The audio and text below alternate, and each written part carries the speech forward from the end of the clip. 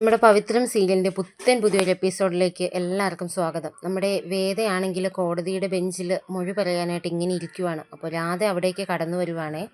രാധ നമ്മുടെ വേദയുടെ അടുത്ത് വന്നിരുന്നിട്ട് അവിടെ ഇരുന്ന് കരയുവാണ്. അപ്പോൾ വേദ നമ്മുടെ രാധയോട് പറയുവാണ്, രാധ നീ ഇവിടെ വെറുതെ ഒരു സീൻ ഉണ്ടാക്കരുത്, ഇത് കോടതിയാണ്. അപ്പോൾ നമ്മുടെ രാധ പറയും, ഞാനല്ലല്ലോ സീൻ ഉണ്ടാക്കുന്നത്, നീയല്ലേ. വിക്രമേട്ടൻ എൻ്റേതാണെന്നുള്ളൊരു വാശിയായിരുന്നു എനിക്ക് ഇത്രയും നാളും. പക്ഷേ ഇനി ഞാൻ ഒരിക്കലും നിങ്ങളുടെ ജീവിതത്തിലേക്കോ ആ വീട്ടിലേക്കോ ഞാൻ കടന്നു വരില്ല, നീ വിക്രത്തിനെതിരെ സാക്ഷി പറയരുത് എന്നിങ്ങനെ നമ്മുടെ രാധ വേദയോട് പറയുവാണ്. അപ്പോൾ നമ്മുടെ വേദ പറയും, വേദേ ഇപ്പം ഞാൻ ചെയ്യുന്നതിന് എനിക്ക് എൻ്റേതായിട്ടുള്ള ശരിയുണ്ട്. അപ്പോൾ നമ്മുടെ രാധ ഇങ്ങനെ പറയുവാണ്, ഒരു തവണ ഞാൻ വിക്രമേട്ടൻ ജയിലിൽ കിടന്നപ്പോൾ ഇറക്കാനായിട്ട് ഒരുപാട് പാടുപെട്ടതാണ്, അതിന് നീ ഇനി ഇടവരുത്തരുതെന്ന് ഇങ്ങനെ പറയും. അപ്പോൾ നമ്മുടെ വേദ പറയും, ഇല്ല, ഞാൻ എൻ്റെ സാക്ഷിമൊഴിയിൽ ഉറച്ചു നിൽക്കും, ഞാനിപ്പോൾ ചെയ്യുന്നത് വിക്രത്തിൻ്റെ നല്ലതിന് വേണ്ടിയിട്ട് തന്നെയാണ്. അപ്പോൾ നമ്മുടെ രാധയുടെ സ്വഭാവം അങ്ങോട്ട് മാറുവാണ്. രാധ എടി എന്നൊക്കെ ഇങ്ങനെ വിളിക്കുമ്പോഴത്തേനും നമ്മുടെ വേദ പറയും, ഓട്ടോ സ്റ്റാൻഡിലും അവിടെയൊക്കെ കിടന്ന് നീ ഒച്ച ഉണ്ടാക്കുന്ന പോലെ ഇവിടെ ചെയ്യരുത്, ഇത് കോടതിയാണ്, നഷ്ടം നിനക്ക് തന്നെയായിരിക്കും. അപ്പോൾ രാധ അവിടെ നിന്ന് നമ്മുടെ വേദയെ ശപിച്ചുകൊണ്ടാണ് കേട്ടോ പിന്നെ അവിടെ നിന്ന് പോകുന്നത്. നീ ഒരിക്കലും ഗുണം പിടിക്കില്ലടി എന്നൊക്കെ പറഞ്ഞിട്ട് നമ്മുടെ രാധ അവിടെ നിന്ന് പോവാണ്. വേദ അപ്പോൾ അതൊക്കെ കേട്ട് അവിടെ നിന്ന് സങ്കടത്തോടെ അങ്ങോട്ട് പോകാൻ പോകുമ്പോഴത്തേനാണ് നമ്മുടെ അമ്മയും ശ്രീചേട്ടത്തി അങ്ങോട്ടേക്ക് വരുന്നത്. അവരെന്തോ ഫോണിൽ സംസാരിച്ചിരിക്കുന്നത് കണ്ടുകൊണ്ടാണ് വേദ അങ്ങോട്ടേക്ക് നോക്കുന്നത്. അപ്പോൾ വേദ അവിടെ നിന്ന് പോകാൻ തുടങ്ങുമ്പോഴത്തേനും അമ്മ അവിടേക്ക് വന്ന് പറയുവാണ്, ഞാൻ പറഞ്ഞാൽ നീ കേൾക്കില്ലെന്നറിയാം, അകത്ത് കൂട്ടിൽ നിൽക്കുന്നത് എൻ്റെ മകനാണ്, ഞാൻ പറഞ്ഞാൽ നീ സാക്ഷി പറയുമെന്ന് എനിക്കറിയാം, നീ കേൾക്കില്ലെന്ന് എനിക്കറിയാം, പക്ഷെ നിൻ്റെ മുത്തശ്ശിക്ക് പറയാനുള്ളത് നീ കേൾക്കണം, ഇന്നാ നിൻ്റെ മുത്തശ്ശിയാണ് വിളിക്കുന്നതെന്നും പറഞ്ഞ് നമ്മുടെ കമലാമ്മ വേദയ്ക്ക് ഫോൺ കൊടുക്കുവാണ്. എന്നപ്പോഴത്തേനും ആ മുത്തശ്ശി, ആ വേദ, ഞാനും നിൻ്റെ അമ്മയും മൊഴി പറയില്ലെന്ന് പറയാനായിട്ട് കോടതിയിലേക്ക് വരാനിരുന്നതാണ്. അപ്പോൾ നിൻ്റെ അച്ഛൻ അതിന് സമ്മതിച്ചില്ല. വേദ ഒന്നും മിണ്ടാതെ നിൽക്കുമ്പോഴത്തേനും നമ്മുടെ മുത്തശ്ശി വേദയോട് ചോദിക്കുവാണ്, എന്താ മോളെ നീ മിണ്ടാതെ നിൽക്കുന്നത്. അപ്പോൾ നമ്മുടെ മുത്തശ്ശി പറയുവാണ്, നീ വിക്രമിനെ കുറിച്ച് ആലോചിക്കണ്ട, നീ ആ കമലയെക്കുറിച്ച് ആലോചിക്കുക, ആ സ്ത്രീയെ നിനക്ക് ഇനിയും വേദനിപ്പിക്കണോ. വേദ ചോദിക്കുവാണ്, ഞാൻ എന്ത് ചെയ്യണമെന്നാണ് മുത്തശ്ശി പറയുന്നത്. അപ്പോൾ മുത്തശ്ശിയും പറയും, നീ ഒന്നും കണ്ടില്ല എന്ന് നടിക്കണം, അത് വിക്രം തന്നെ ആയിരുന്നോ എന്ന് ഉറപ്പില്ലെന്ന് നീ പറയണം. അത് കേൾക്കുമ്പോൾ നമ്മുടെ വേദ, സാധ്യമല്ല മുത്തശ്ശി. വേദ ഇങ്ങനെ പറയുമ്പോഴത്തേനും നമ്മുടെ കമലാമ്മയും ശ്രീചേട്ടത്തിയും ഞെട്ടി നിൽക്കുവാണ്. മുത്തശ്ശി പറഞ്ഞിട്ട് പോലും കണ്ണുകളിൽ എപ്പോഴും സത്യം കാണണമെന്നില്ല മോളെ, നമ്മുടെ കണ്ണുകളും നമ്മളെ ചതിക്കാറുണ്ട്. അല്ല മുത്തശ്ശി, വിക്രം അയാളെ ഉപദ്രവിക്കുന്നത് ഞാൻ നേരിട്ട് കണ്ടതാണ് മോളെ. വിക്രം അത്രയും ഇതായിട്ട് ഒരാളെ എന്തെങ്കിലും ചെയ്യണമെങ്കിൽ അതിൻ്റേതായിട്ടൊരു കാരണം കാണും, വിക്രം അല്ലാതെ ഒന്നും ചെയ്യില്ലല്ലോ. നമ്മുടെ വേദ പറയുവാണ്, മനുഷ്യൻ ചെയ്യുന്ന തെറ്റുകൾക്ക് മനുഷ്യൻ തന്നെ ശിക്ഷ വിധിക്കാൻ പാടുണ്ടോ മുത്തശ്ശി, അതിനല്ലേ നിയമവും കോടതിയും ഉള്ളത്. ഇത്രയും പറഞ്ഞുകൊണ്ട് നമ്മുടെ മുത്തശ്ശി വേദയുടെ കോള് വേദ കട്ടാക്കുവാണ്. എന്നിട്ട് നമ്മുടെ ശ്രീചേട്ടത്തി പറയുവാണ്, മുത്തശ്ശിക്ക് പോലും ആ അഭിപ്രായമാണുള്ളത്, വിക്രം വെറുതെ ഒരാളെ ഉപദ്രവിക്കില്ല എന്നുള്ളത്. അതിനെന്തെങ്കിലും ശക്തമായ കാരണമില്ലാതെ വിക്രം അതൊരിക്കലും ചെയ്യില്ല വേദ. എന്തേലും ഇങ്ങനെ ഒന്നുപോലെ പറയുമ്പോൾ നമ്മുടെ വേദ അവരോട് ചോദിക്കുവാണ്, എങ്കിൽ എന്താണ് അമ്മേ അതിന് ശക്തമായ കാരണം എന്ന് ചോദിക്കുമ്പോൾ അവർക്ക് രണ്ടുപേർക്കും പറയാൻ മറുപടിയില്ല.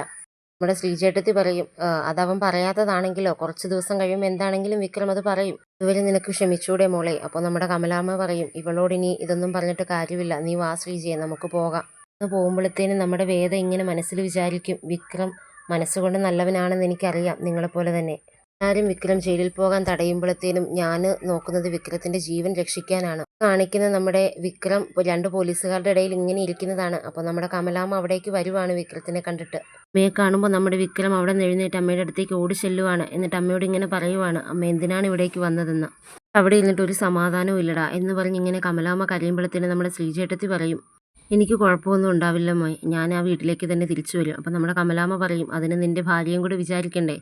അവളുടെ മനസ്സ് മാറാൻ വേണ്ടി അവളുടെ അമ്മയും മുത്തശ്ശിയും എല്ലാം അവളോട് സംസാരിച്ചു, പക്ഷേ അവൾ സാക്ഷി പറയുന്നത് തന്നെയാണ് പറയുന്നത്. അവൾ കണ്ടത് തന്നെയല്ലേ അമ്മ അവൾ പറയുന്നത്, അവൾ പറയുന്നതിൽ എന്ത് തെറ്റാണുള്ളത്. ഞാനും ഉപദ്രവിച്ചെന്നുള്ളത് സത്യം പറഞ്ഞതല്ലേ, പക്ഷേ വേറൊരാളും നിനക്കെതിരെ സാക്ഷി പറയാനില്ല മോനെ. അപ്പോൾ നമ്മുടെ വിക്രം പറയും, സാക്ഷി പറയാൻ ആരും ഇല്ലാഞ്ഞിട്ടല്ലമ്മേ, എന്നോടുള്ള ഭയം കൊണ്ടാണ് എല്ലാവരും മിണ്ടാതെ ഇരിക്കുന്നത്. വേദ ചെയ്തത് ശരിയാണെന്ന് തന്നെ ഞാനും പറയുന്നുള്ളൂ. അവളെ അഭിനന്ദിക്കുകയല്ലേ അമ്മേ വേണ്ടത്. അപ്പോൾ നമ്മുടെ കമലാമ്മ വിക്രം എന്നിങ്ങനെ വിളിക്കുവാണ്. കാര്യത്തിൽ എന്തായാലും അവളോട് അമ്മ ദേഷ്യപ്പെടരുത്, അവളോട് പിണങ്ങി നിൽക്കരുത്, അവളോട് ഇഷ്ടത്തിൽ തന്നെ ഇത്രയും നാൾ നിന്നതുപോലെ തന്നെ നിൽക്കണം എന്നിങ്ങനെ വിക്രം നമ്മുടെ കമലാമ്മയോട് പറയുവാണ്. അപ്പോൾ നമ്മുടെ പോലീസുകാർ വിക്രത്തിൻ്റെ അടുത്തേക്ക് വന്നിട്ട് പറയും, വാ കേസ് വിളിക്കാൻ സമയമായി എന്നിങ്ങനെ പറഞ്ഞ് നമ്മുടെ വിക്രത്തിനെ കോടതിക്കുള്ളിലേക്ക് കൂട്ടിക്കൊണ്ട് പോവുകയാണ് അടുത്ത ഇതിൽ കാണിക്കുന്നത്. വിക്രം പോകുന്നത് നമ്മുടെ അമ്മ ഇങ്ങനെ സങ്കടപ്പെട്ട് നോക്കി നിൽക്കുവാണ്. അങ്ങനെ ഇവരുടെ കേസ് നമ്മുടെ ശങ്കരനാരായണൻ കോടതിയിൽ ജഡ്ജി വിളിക്കുവാണ്. നമ്മുടെ വിക്രം അപ്പോൾ കോടതിക്കുള്ളിലേക്ക് പോവുകയാണ്. നമ്മുടെ വേദയും അവിടെ തന്നെ ഇരിപ്പുണ്ട് കോടതിക്കുള്ളിൽ. അപ്പോൾ ഉള്ളിലേക്ക് വരുന്ന വിക്രം നമ്മുടെ വേദയെ ഇങ്ങനെ നോക്കുവാണ്. അപ്പോൾ നമ്മുടെ വേദയും വിക്രത്തിനെ നോക്കുന്നുണ്ട്. അപ്പോഴത്തേനാണ് അവിടേക്ക് ശ്രീചേട്ടത്തിയും അമ്മയും ഉള്ളിലേക്ക് കയറി വരുന്നത്. അപ്പോൾ അമ്മ ഇങ്ങനെ ഉള്ളിലേക്ക് വന്ന് വേദയെ നോക്കുമ്പോഴത്തേനും വേദ തല താഴ്ത്തി നിൽക്കുകയാണ്. അപ്പോൾ നമ്മുടെ കമലാമ്മ വേദയെ നല്ല ദേഷ്യത്തിൽ നോക്കിയിട്ട് തന്നെയാണ് ഉള്ളിലേക്ക് പോകുന്നത്. പിന്നീട് അവിടേക്ക് വിക്രത്തിൻ്റെ കൂട്ടുകാരാണെങ്കിലും ഓരോരുത്തരായിട്ട് ഉള്ളിലേക്ക് കയറി വരുവാണ് ചെയ്യുന്നത്. പിന്നീട് ഉള്ളിലേക്ക് നമ്മുടെ ശ്രീകാര്യം ശ്രീനിവാസൻ സാറൊക്കെ വരുന്നുണ്ട്. എല്ലാവരും വിക്രത്തിനെയും വേദയെയും മാറി മാറി നോക്കുന്നുണ്ട്. കാരണം വേദയുടെ ഒറ്റ സാക്ഷിമൊഴിയിലാണ് നമ്മുടെ വിക്രത്തിൻ്റെ ഇതിരിക്കുന്നത്. രാധയും വേദയെ ദേഷ്യത്തോട് തന്നെ നോക്കിയിട്ടാണ് പോകുന്നത്. അത് കഴിയുമ്പോഴത്തേനും നമ്മുടെ ആ പെൺകുട്ടിയുടെ അച്ഛനാണെങ്കിലും ഉള്ളിലേക്ക് കയറി വരുന്നുണ്ട്. പക്ഷേ വേദയ്ക്ക് അയാളെ അറിയാത്തത് കൊണ്ട് വേദ അയാളുടെ നോട്ടം അത്ര കാര്യമാക്കിയില്ല. അവിടേക്ക് നമ്മുടെ MLA വാസവൻ കയറി വരുന്നുണ്ട്. അദ്ദേഹമാണെങ്കിലും നമ്മുടെ വിക്രത്തിനെ ദേഷ്യത്തോടെ നോക്കിയിട്ട് തന്നെയാണ് പോകുന്നത്. പിന്നീട് നമ്മുടെ കേസ് വിളിക്കുവാണ്. വിക്രം സുധാകരൻ എന്ന വിക്രം കോടതിക്ക് ഉള്ളിലേക്ക് കയറി കൂട്ടിനുള്ളിലേക്ക് കയറി നിൽക്കുവാണ് ചെയ്യുന്നത്. അടുത്ത ഇതിൽ കാണിക്കുന്നത് തുടങ്ങാമെന്നിങ്ങനെ നമ്മുടെ ശങ്കരനാരായണൻ പറയുവാണ്. അപ്പോൾ പ്രോസിക്യൂഷൻ വളരെ സിമ്പിളാണ്. അപ്പോൾ നമ്മുടെ വേദയുടെ അച്ഛൻ പറയും, എന്നാൽ പിന്നെ നിങ്ങൾ തന്നെ വിധി പറഞ്ഞോളൂ, ഞാൻ ഈ കേസ് കേൾക്കേണ്ട കാര്യമില്ലല്ലോ, സിമ്പിളല്ലേ. അങ്ങനെയല്ല സാർ, സോറി, ഞാൻ ഉദ്ദേശിച്ചത് ഇതൊരു പകയുടെ കാരണത്തിൽ എൻ്റെ വിക്രം സുധാകരൻ എൻ്റെ കക്ഷിയെ ഓടിച്ചിട്ട് തല്ലുമായിരുന്നു. അടുത്തുള്ളൊരു വണ്ടിയിൽ നിന്നും ഇരുമ്പുവടി ഉപയോഗിച്ചിട്ടാണ് എൻ്റെ കക്ഷിയെ വിക്രം സുധാകരൻ തല്ലിച്ചതച്ചത്. കക്ഷിയാണെങ്കിൽ ഇനിയും ബോധം വരാതെ ഹോസ്പിറ്റലിലാണുള്ളത്. അതിൻ്റെ രേഖകളെല്ലാം തന്നെ ഞാനിവിടെ സമർപ്പിച്ചിട്ടുമുണ്ട്. കേവലം 24 വയസ്സ് മാത്രം പ്രായമുള്ള എന്തൊക്കെ ആഗ്രഹങ്ങളും ഇനിയും എന്തൊക്കെ ചെയ്യാൻ ആഗ്രഹങ്ങളുമുള്ള എൻ്റെ കക്ഷിയാണ് വിക്രം തല്ലിച്ചതച്ചത്. ചെറുപ്പക്കാരന് ഇനിയൊരു മടങ്ങിവരവ് സാധ്യമല്ലാത്ത രീതിയിലാണ് വിക്രം അതുപോലെ ചെയ്തിരിക്കുന്നത്. എല്ലാം തന്നെ നമുക്ക് കണ്ടു നിന്നൊരു സാക്ഷിയുമുണ്ട്. സാക്ഷിയുടെ പേരും ഡീറ്റെയിലും എല്ലാം ഞാൻ സമർപ്പിച്ചിട്ടുമുണ്ട്. ഈ കാര്യം പറയുമ്പോഴത്തേനും എല്ലാവരും നമ്മുടെ വേദ ഇങ്ങനെ നോക്കുവാണ്. വിക്രത്തിനെയും എല്ലാവരും ദയനീയമായിട്ട് നോക്കുവാണ് ചെയ്യുന്നത്. യാദൃശ്ചികമായി സംഭവിച്ചൊരു കാര്യമല്ല. കൊല്ലാൻ വേണ്ടി മനഃപൂർവ്വം തന്നെ പ്ലാൻ ചെയ്തുണ്ടാക്കിയതാണ്. കേസിൻ്റെ ബലം കൊണ്ട് മാത്രമാണ് ആ ചെറുപ്പക്കാരൻ രക്ഷപ്പെട്ടത്. പക്ഷേ എങ്കിലും ജീവിതത്തിലേക്ക് തിരിച്ചു വരുമെന്ന് ഒരു ഉറപ്പുമില്ല. അതുകൊണ്ട് എൻ്റെ കക്ഷിക്ക് വേണ്ടി പ്രതിക്ക് ജീവപര്യന്തം ശിക്ഷ തന്നെ വിധിക്കണമെന്ന് ഞാൻ കോടതിയുടെ മുമ്പിൽ അപേക്ഷിക്കുകയാണ്. കേൾക്കുമ്പോൾ നമ്മുടെ അമ്മയും രാധയും എല്ലാം പേടിച്ച് ടെൻഷനോടെ ഇങ്ങനെ ഇരിക്കുവാണ്. അപ്പോൾ നമ്മുടെ ശങ്കരനാരായണൻ വിക്രത്തിന് ഇങ്ങനെ നോക്കുവാണ്. ഇങ്ങനെ ഡിഫൻസ് ഉണ്ടോ എന്ന് ചോദിക്കുവാണ്. അപ്പോൾ നമ്മുടെ വിക്രത്തിന് വേണ്ടിയുള്ള ഹാജരായിട്ടുള്ള വക്കീൽ അവിടെ നെണീറ്റിട്ട് ഇങ്ങനെ പറയുവാണ്, എൻ്റെ കക്ഷി പോലീസുകാരുമായിട്ട് എൻ്റെ പ്രതിക്ക് കാലങ്ങളായിട്ടുള്ള പകയുണ്ട്. ആ പകയുടെ പുറത്താണ് എൻ്റെ കക്ഷിയെ ഈ കേസിൽ എല്ലാവരും കൂടെ ഉൾപ്പെടുത്തിയിരിക്കുന്നത്. എൻ്റെ കക്ഷിക്ക് നിങ്ങളെല്ലാവരും ഇപ്പോൾ വക്കീലാണേലും പറഞ്ഞു, വാസവൻ്റെ മകനുമായിട്ട് എൻ്റെ കക്ഷിക്ക് പകയുണ്ടെന്ന്. അതെന്ത് തരം പകയാണ്? സംഭവത്തിന് ശേഷമാണ് ഈ പക ആരംഭിച്ചതെന്നോ പ്രോസിക്യൂഷൻ പറഞ്ഞിട്ടില്ല. കാരണം പറയാൻ മാത്രം ഒരു കാരണവും ഇവർ തമ്മിൽ ഉണ്ടായിട്ടുമില്ല. ഉണ്ടായെന്ന് പറയാൻ ഒരു കാരണമേ ഉള്ളൂ. MLA വാസവൻ്റെ മകനും ഇതുവരെ നേരിട്ട് കണ്ടിട്ട് പോലുമില്ല. പക്ഷെ ഇത് കേൾക്കുമ്പോൾ വിക്രവും കൂടെ ഞെട്ടിപ്പോവാണ്. കാണാത്തൊരു വ്യക്തി പകയുടെ കാര്യം കൊണ്ട് ഇത്രയും തല്ലിച്ചതച്ചെന്ന് പറയുമ്പോൾ എൻ്റെ കോടതി അതൊന്ന് അന്വേഷിക്കുക തന്നെ വേണം. അപ്പോൾ നമ്മുടെ പ്രോസിക്യൂഷൻ ഒബ്ജക്ഷൻ പറയുവാണ്. നമ്മുടെ ജഡ്ജി ശങ്കരനാരായണൻ അതിന് അനുവാദം കൊടുക്കുകയാണ്. എൻ്റെ കക്ഷിയെ ചതയ്ക്കുന്നത് കണ്ട ഒരു സാക്ഷിയെ ഞാനിവിടെ ഹാജരാക്കിയിട്ടുണ്ട്. നമ്മുടെ വിക്രത്തിൻ്റെ വക്കീൽ പറയും, ആ സാക്ഷിയെ കള്ളസാക്ഷിയായിട്ട് പ്രഖ്യാപിക്കണം സാർ. കാരണം എന്താണ്? ഇവർ പറയുന്നത് എൻ്റെ കക്ഷി MLA വാസവൻ്റെ മകനെ പൊതു റോഡിൽ വെച്ച്, സാർ ഈ പോയിന്റ് നോക്കണം, പൊതു റോഡിൽ വെച്ച് ആക്രമിച്ചു എന്നാണ്. അവിടെ മാർക്കറ്റിലാണെങ്കിൽ 10-100 കടയുണ്ട്. മാത്രമല്ല അവിടെ എപ്പോഴും 10-100 ആൾക്കാർ അങ്ങോട്ടും ഇങ്ങോട്ടും പോകുന്നതുമാണ്.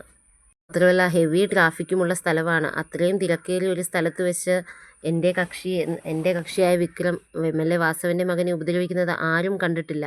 ഒരു 10 പേരെങ്കിലും കാണണ്ടേ? ഇതിലൊരു സാക്ഷി മാത്രമല്ലേ ഉള്ളൂ. ആ സാക്ഷിയെ നമ്മൾ എങ്ങനെ വിശ്വാസത്തിലെടുക്കും? ഇങ്ങനെ പറഞ്ഞിട്ട് നമ്മുടെ വിക്രത്തിൻ്റെ വക്കീൽ അവിടെ ഇരിക്കുവാണ്. അപ്പോൾ നമ്മുടെ എതിർ വക്കീൽ പറയുവാണ്, ഇങ്ങനെയാണെങ്കിൽ എന്നെയും കൂടി ഇവർ ഈ കേസിൽ ഉൾപ്പെടുത്തുമല്ലോ എന്നിങ്ങനെ തമാശ രൂപേണ പറയുവാണ്. അവർ തമ്മിലുള്ള പക എന്താണെന്ന് എനിക്കറിയില്ല. കാരണം അതറിയാവുന്നത് 2 പേർക്കാണ്, വിക്രത്തിനും വരുണിനും. എന്താണെങ്കിലും ഇപ്പോൾ സംസാരിക്കാൻ പോലും പറ്റാത്ത അവസ്ഥയിലാണുള്ളത്. ഇവിടെയുള്ളത് നമ്മുടെ വിക്രമാണ്. വിക്രം പറയുന്ന കാരണം ചായ തട്ടിമറിച്ചു എന്നുള്ള കാരണം കൊണ്ടാണ് വിക്രം തല്ലിയതെന്നാണ് പറയുന്നത്. അങ്ങനെയാണെങ്കിൽ പോലും വിക്രമും വരുണും ഒരിടത്ത് നിന്ന് ഒരുമിച്ച് ചായ കുടിച്ചതായിട്ടൊന്നും കണ്ടെത്തിയതിന് തെളിവുമില്ല. ഒരാൾ ചെയ്തതിന് കാരണം പറഞ്ഞിട്ടില്ലെങ്കിലും കുറ്റം കുറ്റമല്ലാതാവുന്നില്ലല്ലോ. കുറ്റം ചെയ്തതിനാണ് ശിക്ഷ. കുറ്റത്തിന് പ്രേരിപ്പിച്ച കാര്യത്തിനല്ല, കാരണത്തിനുമല്ല. ഇനി ഇത്രയും ട്രാഫിക് ഉള്ളിടത്ത് ഒരാളും കണ്ടില്ലെന്നുള്ളതാണ് സത്യം. അത് നമ്മുടെ ആൾക്കാരുടെ മനസ്സ് തന്നെയാണ് കാരണം. ഒന്നും കണ്ടെന്ന് പറയാനില്ലാത്ത ഒരു ഇത്. പിന്നെ എല്ലാത്തിനോടുമുള്ളൊരു ഭയം. വിക്രം സുധാകരൻ എന്ന ഗുണ്ടയോടുള്ള പേടി. ആ ഭയമാണ് ആൾക്കാരെ സാക്ഷി പറയാനും കണ്ടെന്ന് പറയാനും ഇതാകാത്തത്. നേരത്തെ CCTV ഉണ്ടായിരുന്ന 4 കടകളിൽ 3 കടയിലെ ക്യാമറയും തകരാറാണ്. 1-ൽ റെക്കോർഡ് ചെയ്യാനുള്ള കാർഡില്ല എന്നുള്ളതും. ഇതെല്ലാം പറയുന്ന സമയത്ത് നമ്മുടെ MLAയും ശ്രീകാര്യം ശ്രീനിവാസനും അങ്ങോട്ടേക്ക് നോക്കുവാണ്. നമ്മുടെ സാക്ഷിയായ വേദയെ കോടതിക്കുള്ളിലേക്ക് വിളിക്കുവാണ്. അപ്പോൾ നമ്മുടെ വേദ ഇങ്ങനെ അവിടെ നിന്ന് എണീറ്റ് പോകുമ്പോൾ നമ്മുടെ കമലാമ്മയാണേലും ശ്രീചേട്ടത്തിയാണേലും എല്ലാവരും നെഞ്ചിടിപ്പോടെ നോക്കുന്നതായിട്ടാണ് കാണിക്കുന്നത്. നമ്മുടെ വേദ എന്താണ് പറയുന്നതെന്ന് നോക്കാൻ വേണ്ടി എല്ലാവരും കാത്തിരുന്ന് ചങ്കിടിപ്പോടുകൂടി നമ്മുടെ വേദയെ നോക്കുവാണ്. അതിനുശേഷം നമ്മുടെ നന്ദിനി വേദയോട് പറയുവാണ് വീട്ടിൽ നിന്നും ഇറങ്ങി പോകാനായിട്ട്. അതാണ് നാളത്തെ പ്രമോയിലെ വിശേഷം. അതിന് നമ്മുടെ വേദ കനത്ത മറുപടി നൽകുന്നുമുണ്ട് നമ്മുടെ നന്ദിനി ഏട്ടത്തിയോട്. നമ്മുടെ ചാനൽ ഇഷ്ടപ്പെട്ടാൽ എല്ലാവരും സപ്പോർട്ട് ചെയ്യുക. ഓരോ ദിവസവും നമ്മൾ പുതിയ റിവ്യൂസായിട്ട് വരുന്നതായിരിക്കും.